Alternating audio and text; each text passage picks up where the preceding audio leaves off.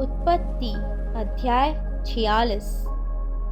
तब इज़राइल अपना सब कुछ लेकर बेशेरबा को गया और वहां अपने पिता इसहाक के परमेश्वर को बलिदान चढ़ाया। तब परमेश्वर ने इज़राइल से रात को दर्शन में कहा, हे याकूब, हे याकूब। उसने कहा, क्या आज्ञा? उसने कहा, मैं परमेश्वर हूँ, तेरे पिता का परमेश्वर। तुम मिस्र में जाने से मत डर, क्योंकि मैं तुझसे वहां एक बड़ी जाति बनाऊंगा। मैं तेरे संग संग मिस्र को चलता हूँ और मैं तुझे वहां से फिर निश्चय ले आऊंगा, और यूसुफ अपने हाथ से तेरी आंखों को बंद करेगा।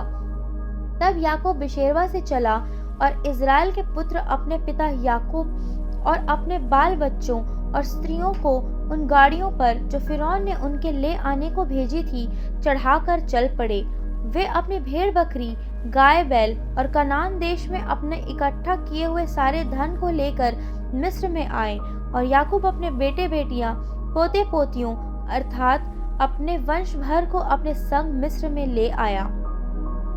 याकूब के साथ जो इज़राइली अर्थात उसके बेटे पोते आदि मिस्र में आए, उनके नाम ये हैं। याकूब का जेठा रूबेन था, और रूबेन के पुत्र हनोक, पलल्लू, हेस्रोन और कर्मी थे।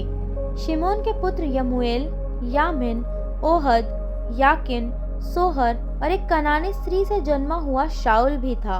लेवी के पुत्र गेरशोन, कहात और मरारी थे। यहूदा के एर, ओनान, शेला, पेरेस और जेरा नामक पुत्र हुए तो थे, पर एर और ओनान कनान देश में मर गए थे। और पेरेस के पुत्र हेस्रोन और हामुल थे। इस्साकार के पुत्र तोला, पुब्बा, योब और शिमरोन थे। जबूलून के पुत्र सेरेद, एलोन और यहलेल थे।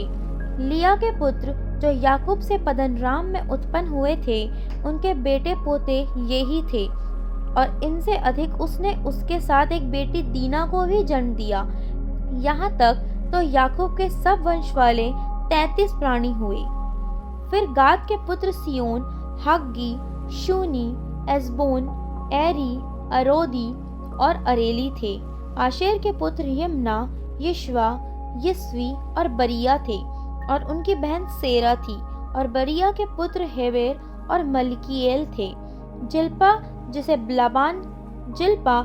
लबान ने अपनी बेटी लिया को दिया था, उसके बेटे पोते आदि ये ही थे, और उसके द्वारा याकूब के 16 प्राणी उत्पन्न हुए। फिर याकूब की पत्नी राहेल के पुत्र यूसुफ और बिन्यामीन थे।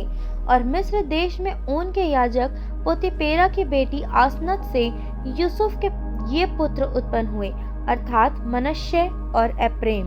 और बिन्यामीन के पुत्र बेला, बेकेर, अशबेल, गेरा, नामान, एही, रोश, मुप्पीम, हुप्पीम और आर्द थे। राहेल के पुत्र जो याकूब से उत्पन्न हुए, उनके ये ही पुत्र थे। उसके ये सब बेटे पोते 14 प्राणी हुए। फिर दान का पुत्र हुशीम था। नप्ताली के पुत्र यहसेल, गूनी, सेसेर और शल्लेम थे। बिल्हा जिसे लबान ने अपनी बेटी राहेल को दिया, उसके बेटे पोते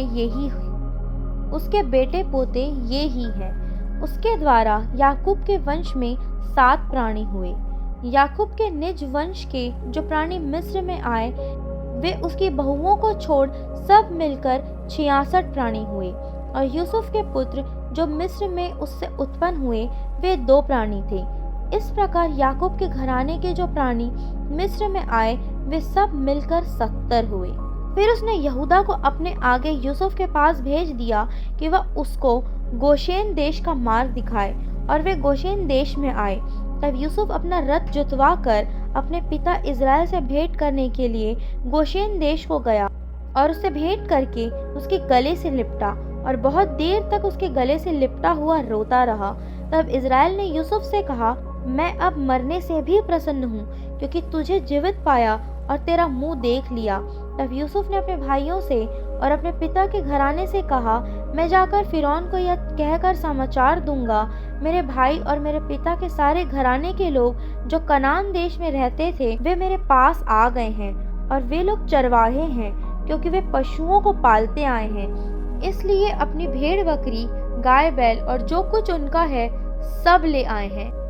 जब फिरौन तुमको बुला के पूछे तुम्हारा उद्यम क्या है, तब यह कहना, तेरे दास लड़कपन से लेकर आज तक पशुओं को पालते आए हैं, वरन हमारे पुरखा भी ऐसा करते थे। इससे तुम गोशेन देश में रहने पाओगे, क्योंकि सब चरवाहों से मिस्री लोग घृणा करते हैं।